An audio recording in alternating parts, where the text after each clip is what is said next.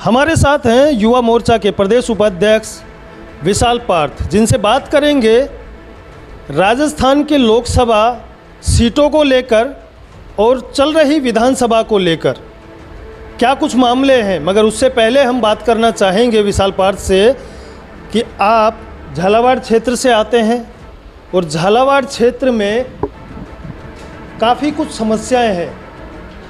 अब बात करूं मैं उन समस्याओं को लेकर, तो यहाँ पर जन समस्या के लिए आपके क्षेत्र से काफ़ी लोग यहाँ पर आए, उनकी समस्याएं कहीं न कहीं नहीं सुनी जाती, वो वापस निराशा होकर लौटे। इसको लेकर सबसे पहले आप क्या करें? सर्वप्रथम तो आपका बहुत बहुत धन्यवाद कि आपकी चैनल पे आपने मुझे इंटरव्यू लेने का और मेरे विचार रखने का अवसर दिया।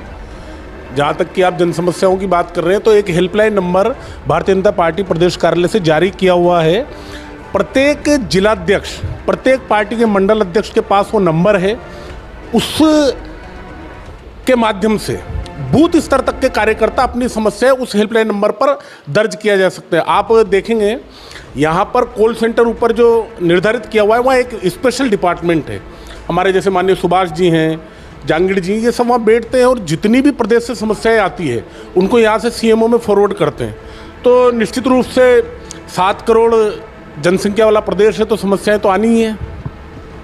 युवा मोर्चा की कार्यकारिणी को अभी प्रदेश अध्यक्ष अंकित चेची गुजर को 1 साल पूर्ण हुआ है, मगर कहें कि उनका जो संघर्ष रहा वो काफ़ी योग्यतापूर्ण रहा और जिस तरीके से उन्होंने पार्टी के नेतृत्व में आकर पार्टी के हित में कार्य किया वो बड़ा ही सफलतापूर्वक और पार्टी के हित में बहुत अच्छा कार्य था। मगर मैं बात करना चाहूँगा अभी कार्यकारिणी को। आपके युवा मोर्चा में सभी लोग एक आस लिए बैठे हैं, कार्यकर्ता, हर कार्यकर्ता की मुझे भी कोई पद मिले या दायित्व मिले, मैं आगे अच्छे से काम करूं। इसको लेकर आप क्या करें? ये निश्चित रूप से हम मान सकते हैं कि जब माननीय अंकित जी का पदभार उनको मिला तो राजस्थान प्रदेश की स्थितियां अराजकता की थी, क्योंकि गहलोत का शासन था। पहला ही हमें काम अजमेर में आंदोलन का मिला। अजमेर चलो जो आंदोलन है, आपको पता होगा, वहाँ पे हमारे माननीय प्रदेश अध्यक्ष सीपी जोशी जी, युवा मोर्चा प्रदेश अध्यक्ष अंकित जी, उन पे भी लाठीचार्ज हुआ और अंकित जी पे तो इतना घनघोर लाठीचार्ज हुआ था कि उन सहित कई कार्यकर्ता हमारे वहाँ के सरकारी अस्पताल में भर्ती रहे और इस प्रकार की घटनाएं रही। तो निश्चित रूप से शुरुआत हमारी आंदोलनों से हुई।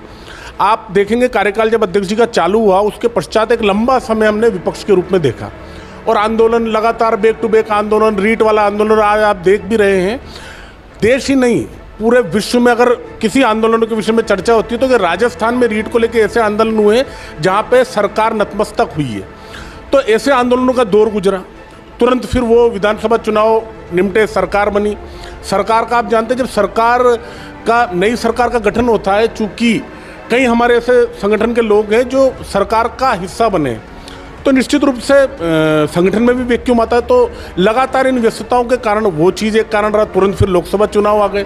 फिर लोकसभा चुनाव के बाद हम अभी रिसेंटली फ्री ही हुए हैं। पिछले माह हमने प्रधानमंत्री ने शपथ लिए, तो निश्चित रूप से आने वाले दिनों में आपको कार्यकारिणी का विस्तार भी होता दिखेगा। और रही बात कार्यकर्ताओं की, तो जितने भी हमारे पदाधिकारी हैं, कार्यकर्ता हैं, आमजन है, यूथ है, उनको हमने व्यस्तता इतनी है उनके पास, कोई किसी अभियान का संयोजक है, कोई नवमतदाता अभियान का संयोजक है, कोई नमो ऐप का संयोजक है, कोई विभिन्न कार्यक्रमों में व्यस्त है। तो दायित्व को लेकर कार्यकर्ताओं में या पदाधिकारियों में किसी प्रकार का कोई आशंका है, ऐसी कोई मुझे देखने को नहीं मिलती है। लगातार आज एक रिकॉर्ड सामने आया है, एक अखबार में छपा है कि राजस्थान के 4 जिलों में लोकसभा के अंदर आपके बूथ अध्यक्षों ने ही वोट नहीं दिए और 0% वहाँ पर रहा। बूथ अध्यक्ष, देखो ये मेरी जानकारी में है नहीं, मैं इसका अध्ययन करूंगा। आपने बताया, निश्चित रूप से इसका मुझे भी अध्ययन करना चाहिए कि ऐसे कौन से बूथ हैं और क्या वहाँ कारण रहे जहाँ पे आप बोल रहे हैं जैसा है।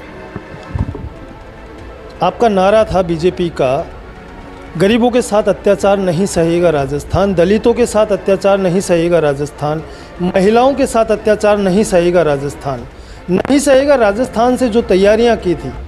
मगर अब मैं बात करूं आपके बीजेपी प्रदेश मुख्यालय की, तो यहाँ पर कुछ समस्याएं ऐसी आए दिन कुछ न कुछ होती नज़र आती है कि कोई इंसान उस बेढंग कपड़ों में अगर यहाँ पर आता है तो उसके कपड़ों को देखकर शायद मुझे लगता है कि जज किया जाता है और उसको बाहर भेज दिया जाता है, ना कि उसकी समस्या सुनी जाती है। ऐसा क्यों? भाजपा प्रदेश कार्यालय एकमात्र ऐसा कार्यालय है जहाँ 24 घंटे दरवाजे खुले रहते हैं। बड़ा वाला गेट, बड़ी गाड़ी से कोई कार्यकर्ता आते हैं तो बड़ा वाला गेट खुला रहता है, तो ये छोटा वाला गेट तो हमेशा खुला ही रहता है। एक ऐसा 24 घंटे में समय बता दीजिए जब यहाँ पर ताला लगा रहता हो। यहाँ पर आपने जनसुनवाई देखी, कभी किसी प्रदेश कार्यालय में सरकार की जनसुनवाई होते एक पार्टी की आपने देखी हो तो उसकी जानकारी आप मुझे दे सकते हैं। यहाँ पर जब जनसुनवाई हमने प्रारंभ की तो आपने देखा होगा निश्चित रूप से कई समस्याएं यहाँ भी आई। हमारे माननीय सीएम साहब ने जब उनके आवास पर जब उन्होंने एंटर नहीं किए थे उससे पहले ओटीएस में तक जनसुनवाई सुनी। तो इतने सारे माध्यम हैं, हमारे विधायक हैं, सांसद हैं, पार्टी के पदाधिकारी हैं और निश्चित रूप से प्रदेश कार्यालय भी है। परंतु कोई सी भी समस्या हो, किसी भी क्षेत्र की समस्या हो सकता है कि कई बार चूँकि कितनी सारी समस्याएं पिछली गवर्नमेंट सौंप के गई। आपको पता है हमें प्रतिदिन कितनी यूनिट बिजली हमारे पड़ोसी देश राज्यों से जहां हमने खरीदी है वो बिजली पहले लौटानी पड़ती है, उसके पश्चात हमें बिजली मिलती है। ये प्रॉब्लम कौन क्रिएट करके गए? गहलोत जी। और इसका सॉल्यूशन किसने करा? माननीय भजन लाल जी ने। मध्य प्रदेश से और केंद्र सरकार का सहयोग लेके आज बिजली का वापस सुचारू जो सुदृढ़ीकरण हुआ है, ये किस कारण से हुआ? ये हमारी सरकार की वजह से हुआ है। नीट के एग्ज़ाम में जब कांग्रेस की पूर्ववर्ती सरकार थी तो गहलोत सरकार के दौरान लाखों पेपर, कहें कि 19 से 16 पेपर लीक हुए और उनके द्वारा लाखों जो युवा भविष्य था उनका अंधकार में गया। अब बात करें बीजेपी सरकार की जो सत्ता में आ गई, मगर कहीं न कहीं एक पेपर यहाँ भी लीक हुआ, इसको लेकर किसी ने आवाज़ नहीं।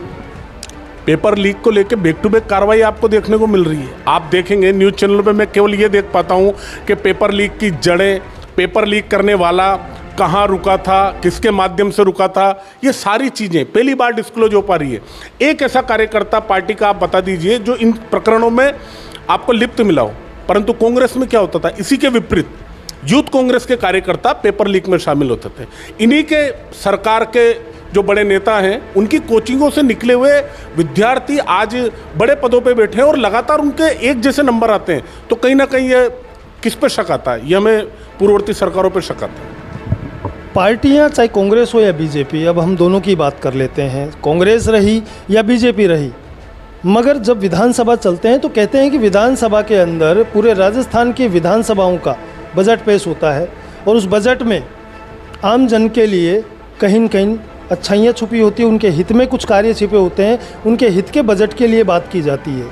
मगर अभी देखने को ये मिला कि जब विधानसभा या लोकसभा स्टार्ट होती है उससे 2 दिन पहले कुछ ऐसी टिप्पणियां कर दी जाती है अवैध प्रकार की, जो कहें कि उन पर चर्चा कम से कम 5 दिन उस विधानसभा में खपा दी जाती है, बजट पर कोई बात नहीं होती। इस तरीके की टिप्पणियों पे क्या एक्शन लेगी सरकार? क्या ये सत्य है, ये होना चाहिए या गलत है ये चीज़? बड़ी दुर्भाग्यपूर्ण बात है और ये हमारे संविधान ने सभी को अधिकार दिए अपनी बात रखने का। अब कोई गाली बक के अगर कोई अपनी बात रख रहा है तो उसकी एक निश्चित रूप से कानून बना हुआ है। आज आपने देखा होगा संसद में माननीय राहुल गांधी जी ने हिंदू हिंसक है ये शब्द प्रयोग करके एक बड़ा वर्ग जो कि एक आज हम भारत की देखें तो भारत सहित विश्व में हिंदू समाज सनातन संस्कृति फैली हुई, उनके खिलाफ उन्होंने एक बार में हिंसक कर दिया। अब हिंसक यदि हिंदू होता, इसका आंसर अगर देखें, जो कि आंसर देना बनता नहीं है, परंतु जितने भी राजा महाराजा हुए हैं पूर्व में या हिस्ट्री में, आपने देखा होगा उनके स्मारक, उनके किले भारत में उन्हीं के क्षेत्र में बने हुए हैं। कोई ऐसे बता दीजिए कि भाई राजा यहाँ का है और उसने फ्रांस में कहीं जाके अपना किला बनाया है। क्यों नहीं बनाया? ताकत थी, पर वहाँ जाके लड़े नहीं, अपनी ही जगह अपनी संस्कृति की रक्षा करी। अगर लड़ाकू होते हम लोग भी, हमारी संस्कृति भी, तो हमारे आज साम्राज्य दूसरे राज्यों में और दूसरे देशों में फैला हुआ होता। उपचुनाव है राजस्थान में, अभी युवा मोर्चा किस तरीके से धरातल पर कार्य करेगा और उपचुनाव में क्या लगता है कि उपचुनाव जीत पाएंगे?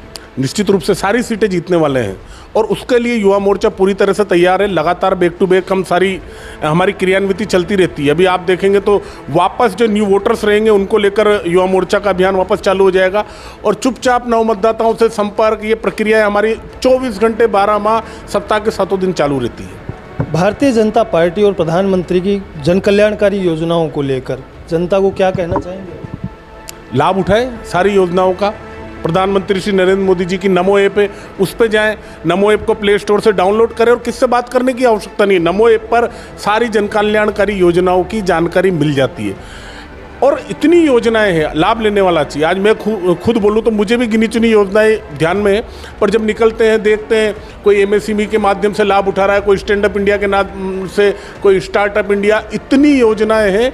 आज आप देखेंगे सोलर का जो अभी पूरा राजस्थान में चल रहा है, उसको लेकर आदमी व्यापार कर सकता है। और स्किल डेवलपमेंट के माध्यम से हमारी माताएं बहनें सिलाई मशीन सीख रही है, कोई क्या कर रहा है, कोई क्या कर रहा है। मतलब समय कम है और योजनाएं बताने में आपको 1 साल लग जाएगा आदरणीय सुभाष जी, पर योजनाएं खत्म नहीं। आप युवा हैं और युवा मोर्चा के प्रदेश उपाध्यक्ष हैं। मैं युवाओं को लेकर अब एक बात करना चाहूँगा कि बढ़ती बेरोजगारी, बढ़ते इस अभाव में और कलयुगी दौर के अंदर जिस तरीके से बेरोजगारी बढ़ रही है, सुसाइड करते नज़र आ रहे हैं युवा। और कोटा की बात करें तो वो एक अड्डा बन चुका है सुसाइड का।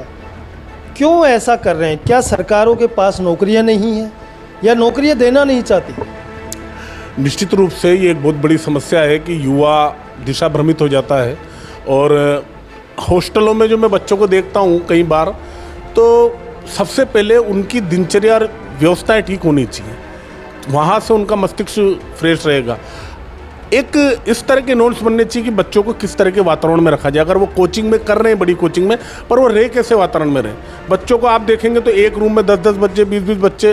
तो ये जो छोटी छोटी चीज़ें हैं, ये ऐसे कानूनों में निश्चित रूप से परिवर्तन आना चाहिए। बच्चे का मस्तिष्क का विकास हो, वो भेड़ चाल ना चले कि भाई सामने वाले ने वो किया था वही हम करें। कई प्रकार की चीज़ें, मैं कह रहा हूँ विशेषज्ञ बने किसी एक क्षेत्र विशेष का।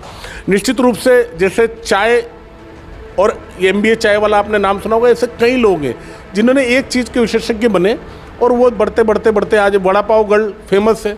ये जो किसी भी चीज़ में आप देखो, अगर पानीपत से पोहे वाले कई ऐसे मेरे परिचित हैं जो पर डे का 10,000 का गल्ला जयपुर में उठा रहे हैं। कई प्रकार के व्यापार हैं। ठीक है, आपको जो पसंद है वैसे करें, पर विशेषज्ञ बनाए अपने को किसी चीज़ का, ये मैं मानता हूँ। ये तो हमारे साथ प्रदेश उपाध्यक्ष युवा मोर्चा के विशाल पार्थ, जिनके द्वारा हमने बात की काफ़ी सारी।